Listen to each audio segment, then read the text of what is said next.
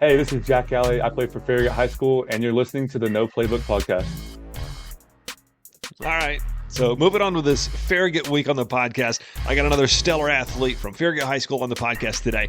If you missed the episode earlier this week, junior basketball player Annie Priest joined me on the show.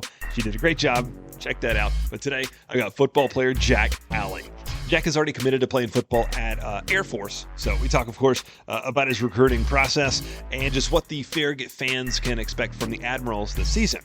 So now I work at D1 training. We're actually going to have a booth set up at the game at Farragut this Friday night. If you want to stop by, just mention this podcast. We're going to set you up with one free week to come work out at D1. Now, I'm going to go ahead and tell you my next episode that's coming out early next week here on the podcast. It's going to be an absolute doozy. You know who Josh Mancuso is? He's that guy that makes the funny videos, about sports teams, how they pick their mascot. He'll wear a funny hat and a mullet wig. He just does the whole thing. He's a comedian and a guy actually from East Tennessee. So I'm going to have him on the podcast. And, if you go ahead and subscribe to the podcast, you'll hear that as soon as it drops early next week. Right now, let's get to Jack Alley. We'll do it right after this. Sit tight.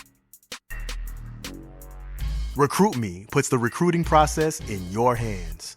Most student athletes wait for college coaches to discover them, but coaches are busy and don't always have the time to find them. RecruitMe allows you to build an online profile to share directly with college coaches and is designed to help you enter all of the information coaches want to see. Your stats, your highlight videos, your academic information, your social links, and more. Plus, our team is here to make sure that your profile stands out with personalized suggestions. With over 25,000 coaches in our database, our premium plan gives you access to D1, D2, D3, and NAIA coaches across the country, and more importantly, gives them access to you. Enter your schedule of games and tournaments to let coaches know when and where you're playing so they can come out and watch you shine. Then communicate with interested coaches via our chat feature. When it comes to recruiting, don't make coaches research you. Do the work for them. Get started today at the RecruitMe app, on the web, and in the app stores. At D1 Training, what we do is in our name. Our D1 athletes become D1 athletes. Whether it's Los Angeles Angels pitcher Ben Joyce, high school soccer national MVP Brinley Murphy, or first-round NFL draft pick Cole Strange, we help all athletes reach their full potential. Five-star training system comes straight from D1 strength and conditioning programs, and D1 has trained over 2,000 professional athletes. Many of them started as young as 7 years old. Check out D1Training.com to learn more about their facilities in Hardin Valley and Sevierville, and coming very soon to Maryville and the Tri-Cities. Good. It's all set up. How are things? Yeah, great. I got my headphones in. Can you hear me good?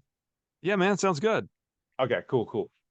I was actually at Farragut for a few hours, about 3 hours, 4 hours this morning. Awesome. Well, they had like 8U was playing. There was a whole bunch. I mean, it was probably, I don't know, probably 12 teams out there. So they were playing, but this week it was at Farragut. So we kind of set up a D1 tent and we were out there for a while. So Awesome, yeah. yeah, Sounds man. good. So how are things? You're back into it. School is in session and it's finally game week. Yeah, it's great. It's finally good to be back, I'm excited for the senior season. We've been training hard this whole entire summer, so it's nice to get the pads on and it's almost here, so. But I mean, it's the first game week of your senior season. Are there like extra emotions going along with that? Yeah, it's kind of our coach has a saying. It's like he always says to the seniors that you're last first. So that it's kind of hit different when he said it to our class this year because I've heard it 4 years in a row now. But yeah, it's a lot of emotions, but it's exciting. Right on. I just was wondering, what's going through your mind with that. Now you've got a different, I guess, journey just because you've already committed. And I saw you said, you're 1000%. Talk Yeah. about that experience committing to Air Force. How did you land there? Didn't mean that pun, but yeah, how did you come upon deciding with the service academy?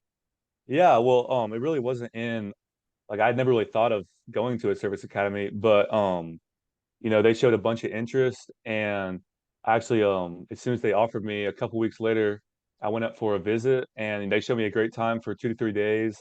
I got to meet the coaches and just kind of check out the campus and learn about like what you actually do at a military academy. And I really fell in love with just, everything about it, the benefits after the football aspect, the school. So it didn't take long, 2 to 3 weeks after my visit. My area recruiter, Coach Horton, the running backs coach, he came down to Farragut just to check on me, and I committed then. So yeah, So talk about that if you would for the listener that doesn't know what that process is like at a service academy. It's not like if you committed to yeah, Tennessee, you're yeah, starting, in the summer as a freshman football player. Talk about how that goes. yeah. So really, I think next June, like the start of June, I'll get sent up there, and I got a 6 week boot camp. Just basic military training. Like I think I learned how to shoot a gun. They put you through the mile in the vest and a bunch of running. You get screamed at, all that stuff. So that's the first part. And then, especially Air Force, the education side, people don't think about that, but it's pretty brutal, just the education side as well. So, they prepare you for the workforce and everything. So you gotta it's really like very strict, but I'm excited. I couldn't be more excited about it. You have to wear a uniform. Let's see, what else? So uniform, there's the military side of it, obviously the football aspect of it. Classes are pretty strict. I actually got to sit through a class with a linebacker. And so I got to kind of see how the classes are. They're smaller than like an actual college because there's only about 4,000 students there, which is about double Farragut. So it won't be much of a big change. So, But when are you allowed to start participating in like football activities? oh yeah, yeah. So, I actually, I was going to graduate early, but they don't let you're not allowed to go to spring ball. So how it works is you go to the boot camp first, and then after the boot camp, um, then you start pads. So, the coaches are always big on you on eating your meals because after the boot camp, you usually lose 5 to 10 pounds. But yeah, the training starts pretty soon, right after that 6 week period. So I guess a little later than most colleges, but not too bad. Yeah. Now, do you have like ultimate football goals, or are your Yeah, goals in yeah. life? I mean, I guess extend well beyond football.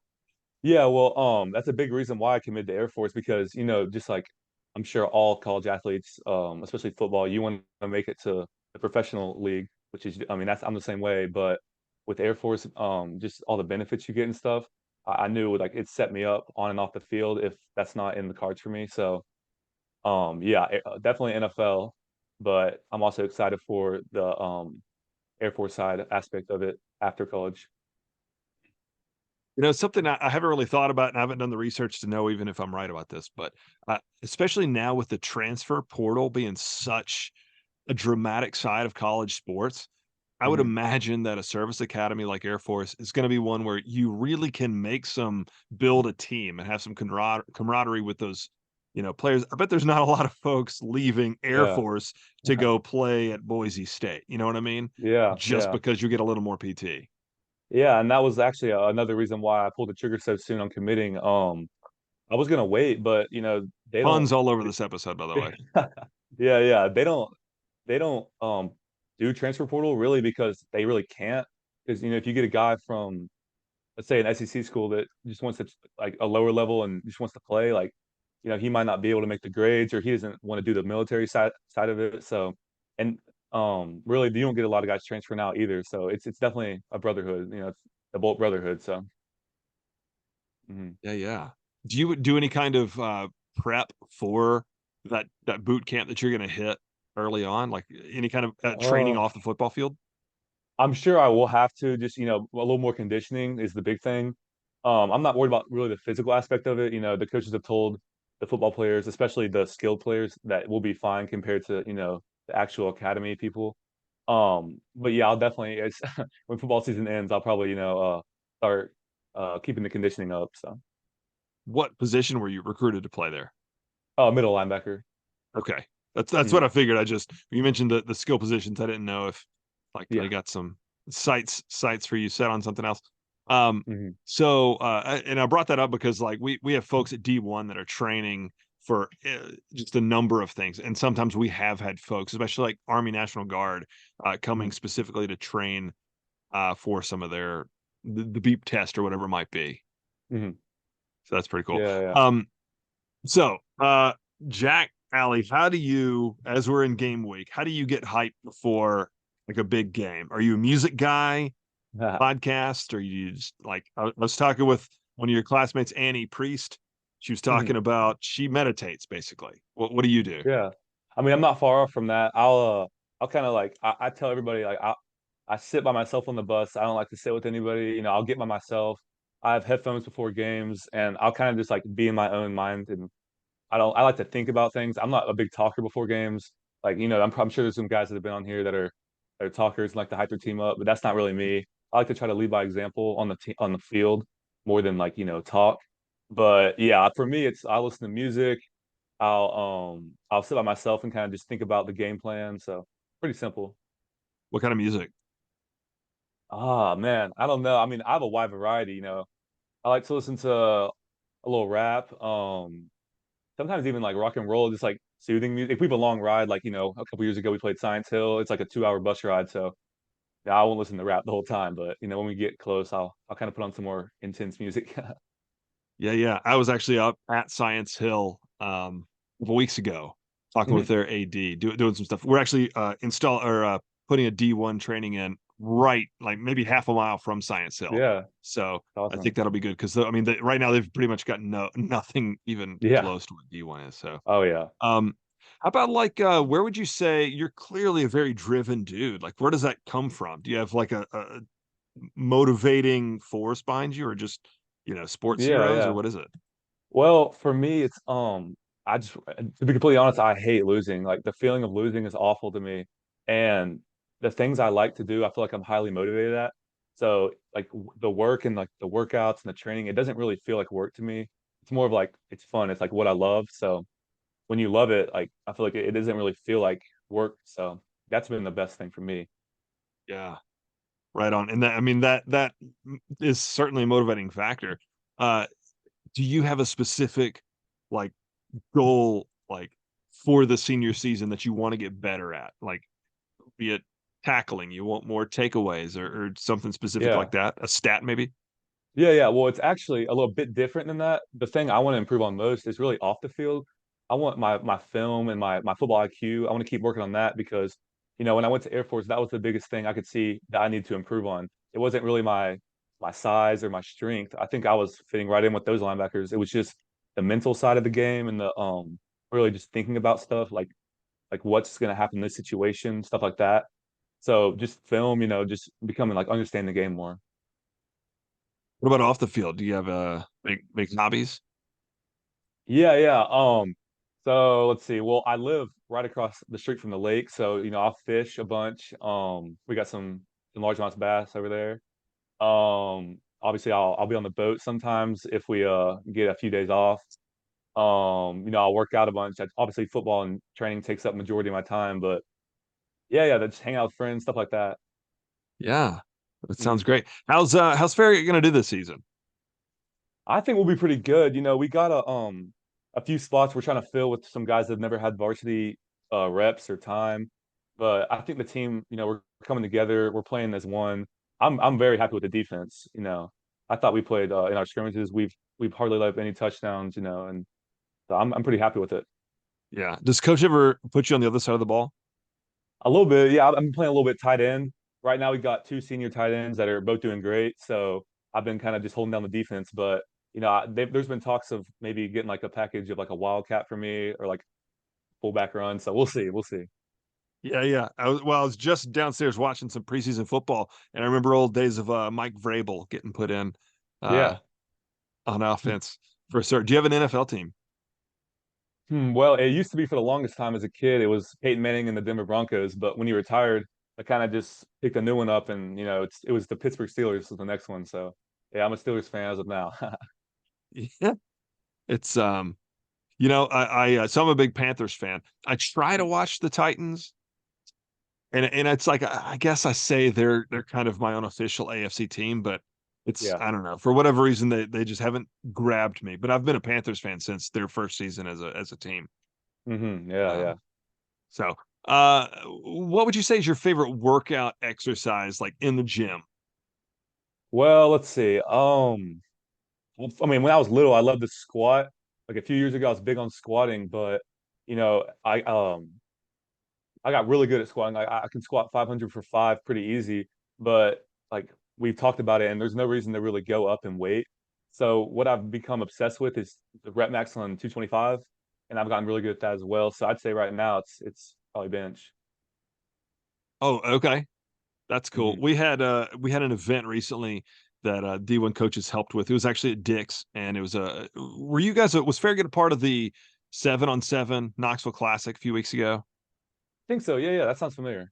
Yeah, We I had think we were. uh we had something cool where we basically did it was like a skills competition where we ran a 40, did a broad Mhm. jump, that kind of stuff. But one of them was Yeah. we did a bench competition. We actually did just 185. And it was Hmm. like a, reps max. I forget who won, but the guy got like 40 reps of 185. Yeah, yeah, that's Uh, good. it was much better than my six. Um, Yeah, So, yeah. so I as a got you. soccer player, come on. Oh yeah. So Oh yeah. one last thing. Can you tell me one great sports memory, be it as an athlete or a spectator? Something Yeah, you're going to yeah. carry with you forever. Yeah, well, I feel like for me personally, it was sophomore year. We were in the playoffs.